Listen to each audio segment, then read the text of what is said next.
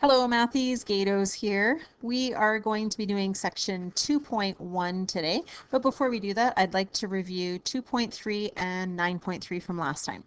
So in this question here, we have the restriction of a variable on the equation root x squared minus 9 minus 2x plus 5 equals 0. So the restriction is on the root because I can't square root a negative. So I know that my root has to be positive. In other words, x squared minus 9 has to be greater than or equal to 0. So we did these in 20-1, and anytime you're dealing with a quadratic inequality, my recommendation is to look to the graph. So for a quadratic inequality, I want to look to the graph.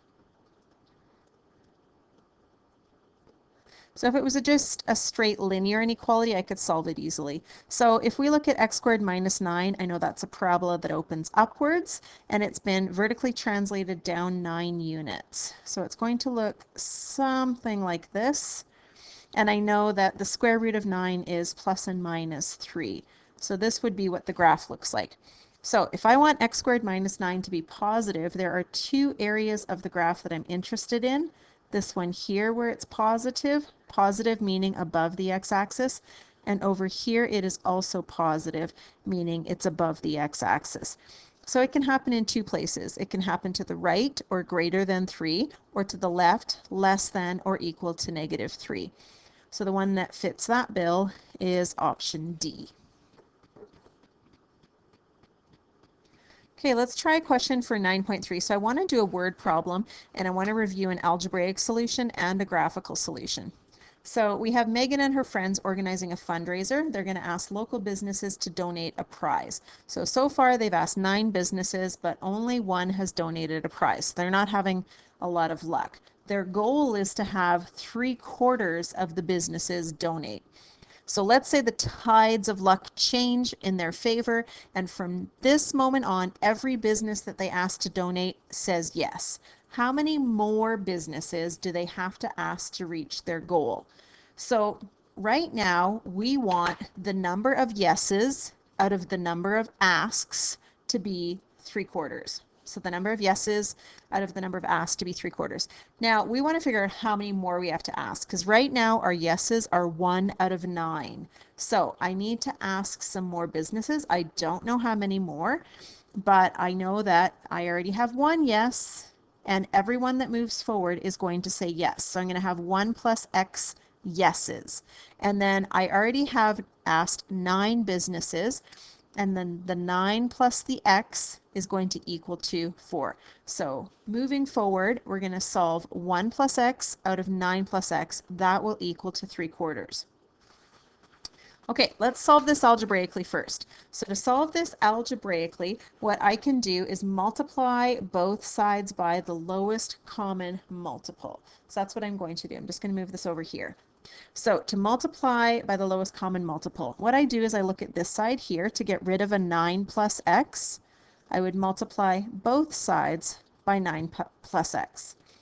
To get rid of this 4, I would multiply both sides also by 4. So the lowest common multiple will be 4 times 9 plus x. So now that I've done it to both sides, I'm fair. So I can look here, multiplying and dividing by 9 plus x cancels. I'm left with 4 times 1 plus x. On this side here, multiplying and dividing by 4, I'm left with 3 times 9 plus x. So I have a nice linear equation that I can solve. So I'll apply the distributive property here to get 4 plus 4x. Apply the distributive property here to get 27 plus 3x. Okay, to get x on both sides, I will subtract 3x from both sides, because then I end up with just x. And then I will subtract 4 from both sides to get 23. So that means that Megan and her friends need to ask 23 more businesses to reach their goal of 3/4. Now I can check this on the calculator, and remember, using method number 1, I can check that on the calculator. So this is using method number 1, which was left side in y1, right side in y2.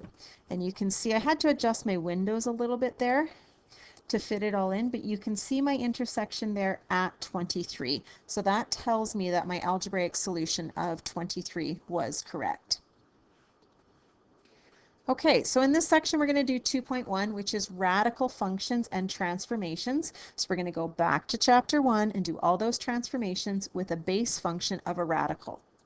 Now, before we begin, I just want to take a moment and acknowledge that math is truly radical. Wouldn't you agree? So cool. Okay, let's talk about what a radical equation is. Besides from being really cool, it's an equation that has a variable in the radicand. In other words, I have a root and there's a variable underneath it. Because I have that, I have to always be aware of possible restrictions because I cannot square root a negative. So in order to know what we're talking about with transformations, we really have to get a good idea for our base function. So what I want to do is I want to look at this base function y equals to the square root of x, and for certain values of x, we're going to plug it in and figure out what the value of y that goes with it, so then we can graph it. So for example, when x is -4, the square root of -4 does not exist. You can't square root a negative. So the same thing's going to happen at -2. You can't square root it. The square root of 0 is 0. The square root of 1 is 1. The square root of 2 is about 1.4. The square root of 3, that's about 1.7. And the square root of 4 is 2. So now that I have a table of values, I can go through and graph. Okay? So plotting my points here, I would have 0 and 0 to start with. I would have 1 and 1. I would have 2 and 1.4, 3 and 1.7, and 4 and 2. And then I can connect those dots all together just to get my equation. So it would look like that to get my function. So that is the base function of square root of x. So just to compare, because we're going to compare this to everything else, let's state the domain and the range. So the domain has to deal with the radical, which is under the root sign. So it's a set of all x such that x is greater than or equal to 0, but still an element of the reals. Or if you prefer in interval notation, including 0 up to but not including infinity. The x-intercept is right at the beginning, which is 0. Okay, the range, you cannot take a number, square root it, and ever have it be negative. So for the base function, y is greater than or equal to 0, but still an element of the reals. So starting from 0 up to infinity, including 0, not including infinity, and it also has a y-intercept at 0 because I'm starting right here, the start point is at 0, 0. So when we talk about changing a function, we're always going to come back and have this function as a picture in our minds. Okay, so the parameters that we learned in chapter 1, a, b, h, and k, are all going to affect my function. So we're transforming our base function of square root x to this function here, y equals a, the root of b, x minus h plus k. So let's just quickly run through these different parameters. A is the vertical stretch. It's an absolute value. You can't have a negative stretch. If A is negative, we have a vertical reflection. So remember, anything vertical affects my y value. So xy becomes xay. Horizontal stretches. Remember that horizontal lies like Pinocchio.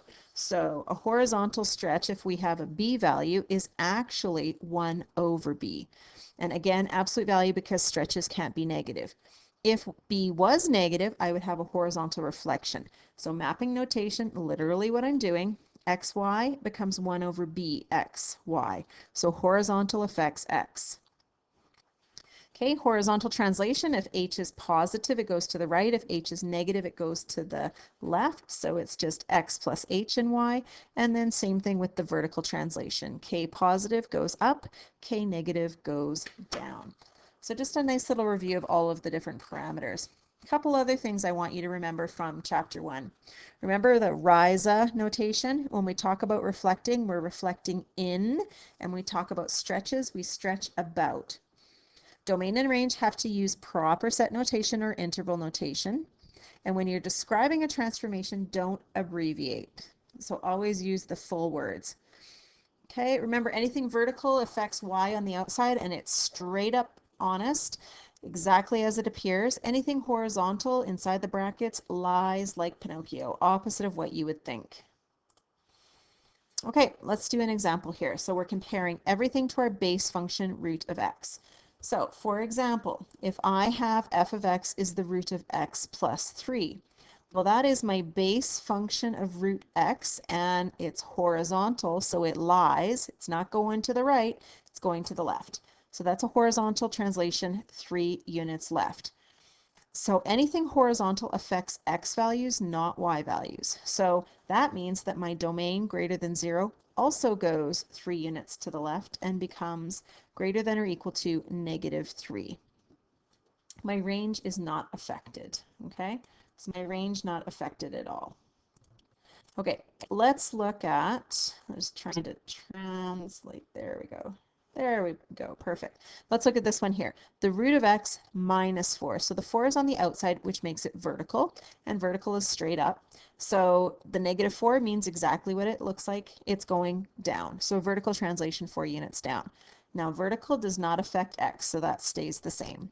Vertical only affects y. So my range of 0 goes down to be -4. Okay, and the last one here, I have negatives for the a and the b value, which means I have 2 reflections, a horizontal reflection in the y-axis and a vertical reflection in the x-axis. So that affects both my domain and range. So if my domain here is reflected over the y-axis, it becomes less than 0. If my original range greater than 0 is reflected over the x-axis, it becomes less than 0. Okay, so let's try another one where we're also using mapping notation. So for example, I want to describe the transformation, state the mapping notation, and find the missing points. So over here, remember you always have to isolate y, factor b. So the first thing I'm going to do is add 2 to both sides. So I get y is negative the root of, and I'm going to factor my b. So I get 5 times x minus 3 all plus 2. Okay, so remember on the outside, these are my y values. On the inside, these are my x values. Let me just maybe even use a different color there. Okay, so let's talk about the outside, which are the y values, which are straight up the way they appear. So on the outside, the negative tells me I have a vertical reflection in the x-axis.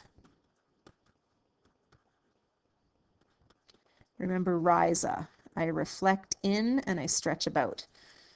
Okay, the 2 on the outside is a vertical translation.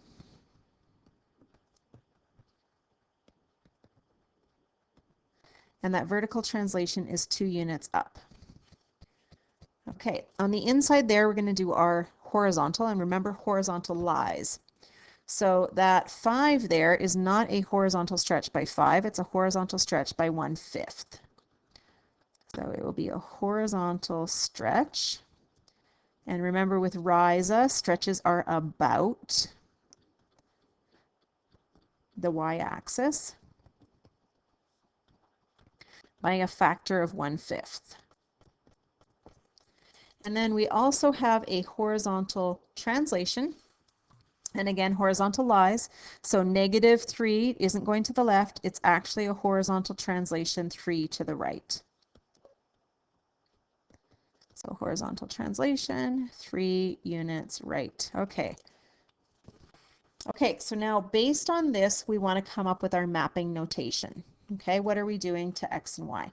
So I'm taking all of my xy's, and let's look vertical. So I'm vertically stretching it and I'm translating it. So I'm stretching it by a 1/5 and I'm moving it 3 to the right. And then let's look at what we're doing with our y value, which was our vertical. Vertically, we're reflecting it and going up 2. So it'll be -y plus 2. So now that I have my mapping notation, let's go through and figure out my first one. So my first one is saying this original xy point of 4 and 2, what does that become? So here I'm going to follow the exact same mapping notation. So 4 and 2 is going to become 1/5 of 4 plus 3. and I'm going to have to write into the next one here, negative 2 plus 2. So I'm just following my mapping notation by substituting x and by substituting y. So I'll have a fifth of 4, which is 4/5, plus 3, that's 19/5. And then negative 2 plus 2 is 0. So that means the new point will be 19/5 and 0. Okay, in my next one, I'm given the end point. I need to work backwards to figure out my original point. So my end point is m and n. Now I know m right here is the same as 1/5 x plus 3. So I know that negative 8 will be the same as 1/5 x plus 3. So let's get rid of our fraction, and to get rid of our fraction, I'm just going to multiply every single thing by 5. So I'll have negative 40 equals x plus 15. And then subtract 15 from both sides, and I get x equals 55. Okay, so the next thing I'm going to look at is n. And n is the same as, let's write it over here, n is the same as negative y plus 2. So my n value, 3, is the same as negative y plus 2. So to solve here, I'm going to subtract 2 from both sides and then divide both sides by negative 1. So that means my original point is negative 55 and negative 1. Okay, in the next example, I want to look at mapping notation to graph. Okay, so if we look at our function here, I've got the root of x, and it now becomes root x minus 2 plus 3. So this minus 2 on the inside is horizontal, and that is horizontal lies 2 units to the right. And then the plus 3 on the outside, vertical, straight up honest, is just up 3. So that means that my mapping notation will be x plus 2, y plus 3. So here is the table of values for my original function. So I'm just going to follow through and do x first. So x plus 2. So 0 plus 2, 1 plus 2, 4 plus 2, 9 plus 2. Then I'm going to do the same thing for my y values. So I'm adding on 3. So I'm going to have 0 plus 3, 1 plus 3, 2 plus 3, and 3 plus 3. Put those all together, and then I can just plot the points and get what my new graph would look like. Okay, so here you can see I have my original graph in blue, the square root of x, and then using my table of values, I have the red graph, which is root x minus 2 plus 3. So I just want to look at one more mapping notation. Let's look at this one here. So we're starting with the root of x, and we're doing 3, the root of negative 2x. So the 3 on the outside is my vertical stretch of 3. The 2 on the inside, negative 2. Two things going on. The negative tells me I have a horizontal reflection. The 2 tells me I have a horizontal stretch of, remember horizontal lies, a half. So I can just know that that would be my mapping notation, negative a half x and 3y. So I'm going to do the same thing. I'm going to multiply every x value by negative a half. So 0 times negative a half, 1 times negative a half, 4 times negative a half, 9 times negative a half. Okay, and then the same thing for my y values. My y values I'm going to triple. So 0 times 3, 1 times 3, 2 times 3, and 3 times 3. So that would be my new table of values using my mapping notation. And again, I can just go ahead and graph it, and that is what it would look like. So you can see it's been reflected, definitely stretched vertically and horizontally as well. Okay, so the last part of the lesson that I want to look at is how do we move from a graph to an equation? So here's my tips for you.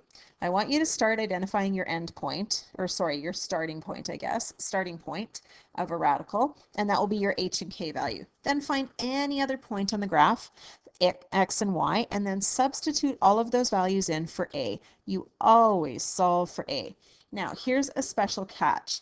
If there has been a horizontal reflection, then we need to make our b value -1. So I always solve for a. The exception is if there's a horizontal reflection, I do need a b value, and that b value would be -1.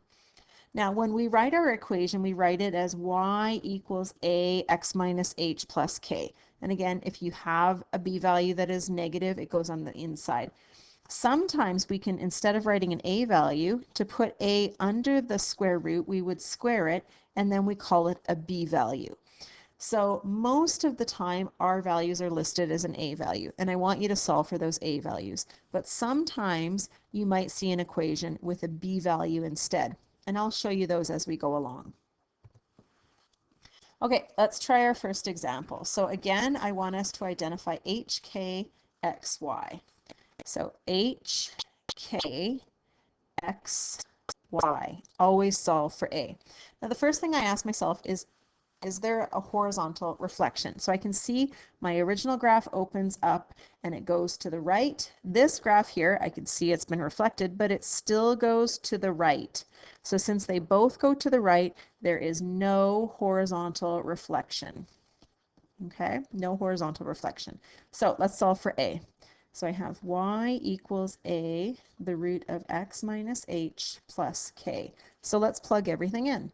So y equals a, I don't know, x minus h plus k. So -3 equals a times 1 take away -3 is 4. The square root of 4 is 2. So I'll add 1 to both sides, divide both sides by 2, and I get a is -1. So my equation, y equals negative the root of x plus 3 all minus 1. That would be my equation. Now, of course, I always am a big fan of the check because you can check this to see if you're right. So I put it into my calculator. This is the equation that we just came up with. This was my original graph, and you can see that these graphs are equal. Now, there's no point in checking it if you don't use the same window setting. So see how it's going from -5 to 5, -5 to 5. You'll notice my window setting does the same because otherwise they might not look the same. But you can see that they are totally the same. Okay, so I know that my equation is right. Okay, let's try another one.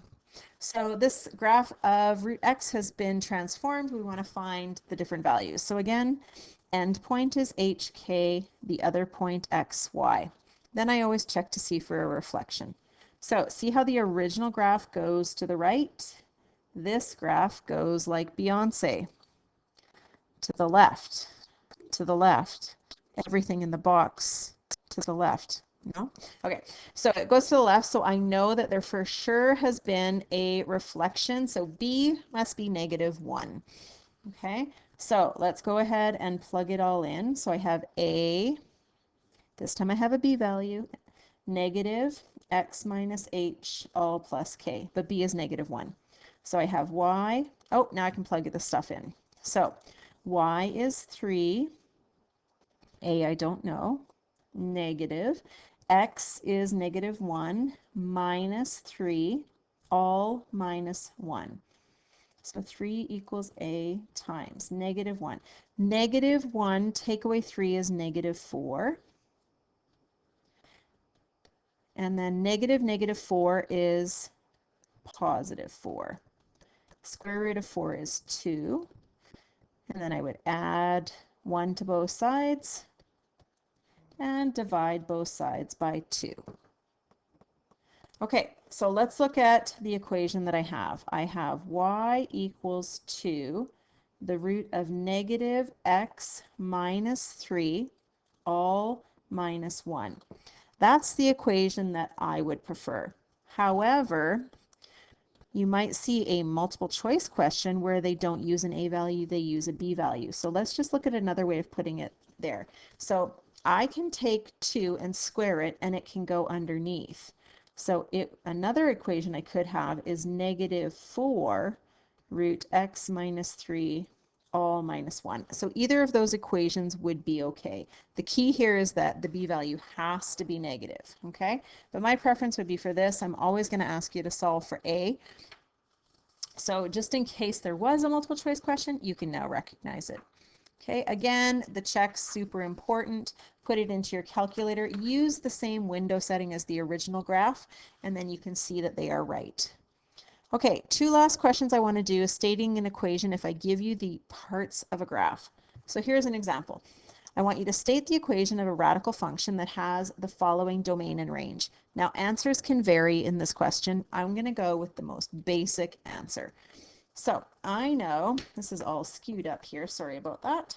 I know that a basic function here has a domain x greater than or equal to 0, a range y greater than or equal to 0. So let's look at, first of all, the new domain. So it's less than. It went from greater than to less than. So I know that that has to be a horizontal reflection, which means that I know that b is -1. Then I went from 1 to -2. So that must mean I also have a horizontal translation left 2 units.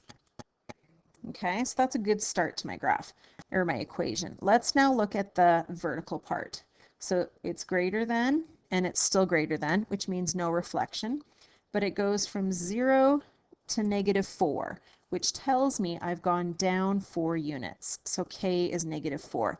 So I can put this all together in my equation. It is a radical equation, so I know it's rooted. So it's going to be x minus h, which is really positive 2, all minus 4. Okay, and that's just looking at the different parts there. Okay, let's look at this one here. Last one. State an equation of a radical function that has a starting point, that's h and k, of -1, -3, and an intercept, a y-intercept, of -5. Now, y-intercepts are actually points, so that's my x and y. So if I just kind of look at just a little sketch here, so -1, -1 and 3 is right about there, starting point. Okay, and then I have a y-intercept at -5. So I know that this graph is going to kind of go like that. The reason I do that is because I need to know, has there been a reflection or not? So remember, base function goes to the right. This also goes to the right, so I know there's no horizontal reflection. So I can just solve for a. So y equals a, the root of x minus h plus k. Let's plug everything in, solve for a.